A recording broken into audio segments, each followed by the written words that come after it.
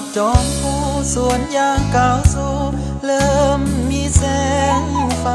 แวววาวกระจายทั่วไปคือแสงโคมไฟของกำมะกรกีดยางกลางคืนอยู่จนเดินดื่นจึงได้หลับนอนอาชีพเป็นกำมะกรก็คือขายแห่งแลกเงินชีวิตขาดเคินแฟนเหมือนนี้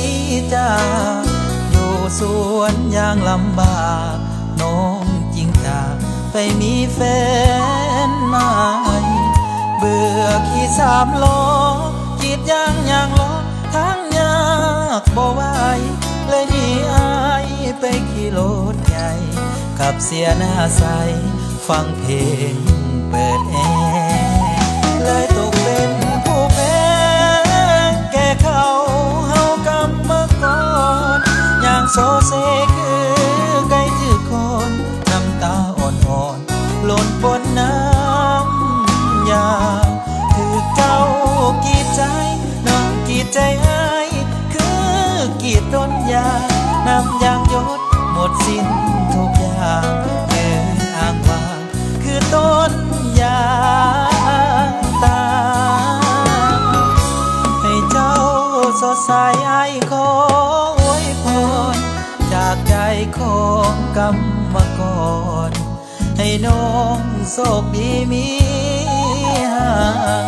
หากมีวันใดเขาทิ่มน้องไปให้หวนคื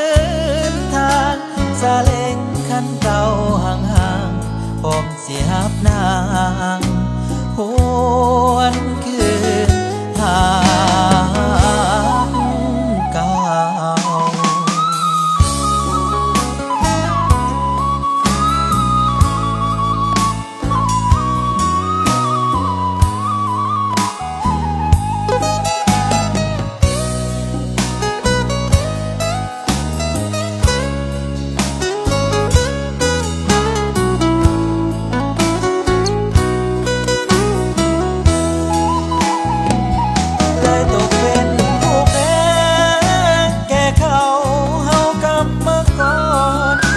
โซเซคือ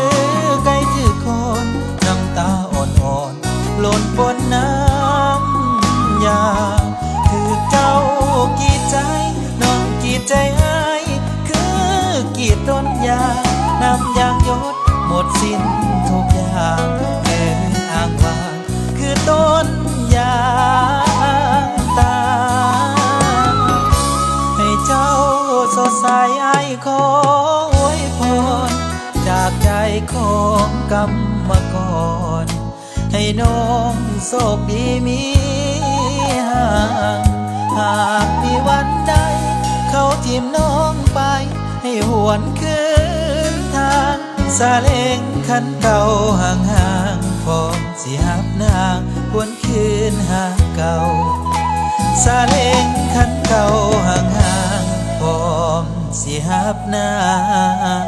งหวนคืนหา